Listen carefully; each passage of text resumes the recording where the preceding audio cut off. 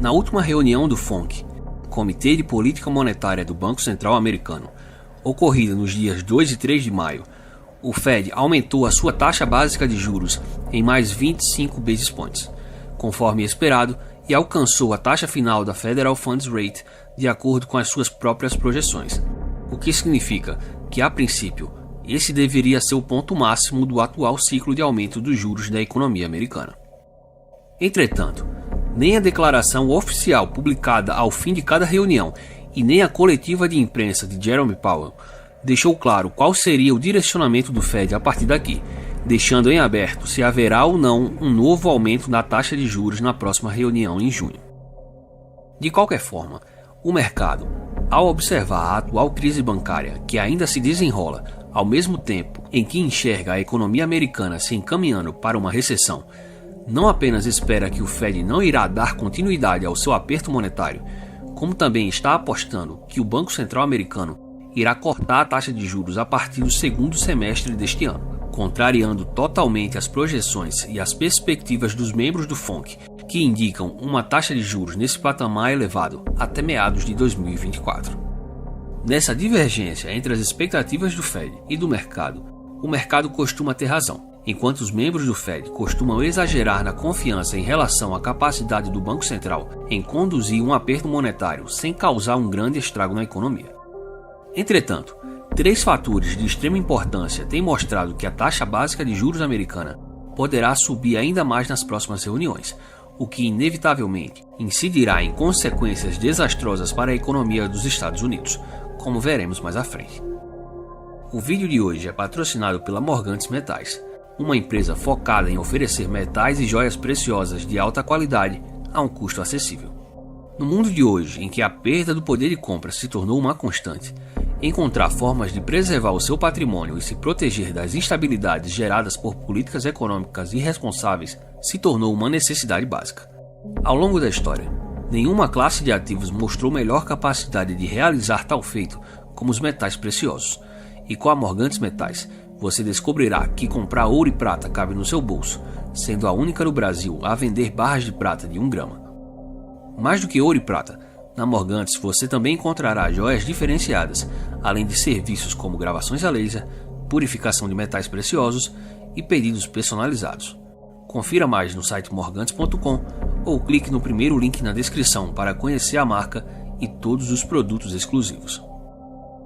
Os membros do Comitê de Política Monetária do Banco Central Americano elevaram a retórica na última semana em relação ao combate à inflação nos Estados Unidos e à trajetória da Federal Funds Rate, como é conhecida a taxa básica de juros americana, elevando assim as expectativas do mercado em torno de um novo aumento de juros na próxima reunião. Loretta Mester, Neil Kashkari, Thomas Barkin, Bullard, Bowman, além de Lori Logan, teceram comentários que alimentaram a tese de que o Fed não irá parar de subir os juros na próxima reunião, contrariando o consenso do mercado até aqui, que era de uma pausa no ciclo de aperto mais agressivo dos últimos 40 anos na próxima reunião de junho, após 10 aumentos consecutivos, iniciados em março de 2022. Tal mudança de retórica fez as apostas dos investidores nos contratos futuros da Federal Funds mudarem de um consenso majoritário de manutenção da Federal Funds para um equilíbrio entre as apostas de manutenção da taxa entre 5% e 5,25% e um aumento de 25 basis points na reunião de junho. Essa mudança de retórica para um tom mais agressivo num primeiro momento parece sem sentido, já que os principais indicadores de inflação da economia americana, como o CPI, Índice de Preços ao Consumidor, e o PPI, Índice de Preços ao Produtor, bem como o PCE, Índice de Preços para Despesas com Consumo Pessoal, estão em clara tendência de queda desde o ano passado, apesar de ainda estarem relativamente distantes do objetivo do Fed, que é uma taxa de inflação de 2%. Entretanto, ao observar mais de perto, é possível entender que a mudança de retórica dos membros do Fed está baseada nos 3 fatores a seguir: núcleos de inflação persistentemente altos, aumento das expectativas inflacionárias de longo prazo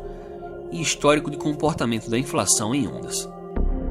Apesar de a headline de indicadores como o CPI e do PCE estarem desacelerando forte, O núcleo desses indicadores, que exclui do cálculo da inflação os itens mais voláteis como alimentos e energia, tem se mantido persistentemente estáveis, apesar do aumento agressivo da taxa de juros. Ao observar o gráfico do núcleo do CPI, podemos notar que já faz 1 ano e meio que a inflação medida pelo indicador está andando de lado entre 5,5% e 6,5%. O mesmo padrão de comportamento também pode ser observado para o núcleo do indicador PCE.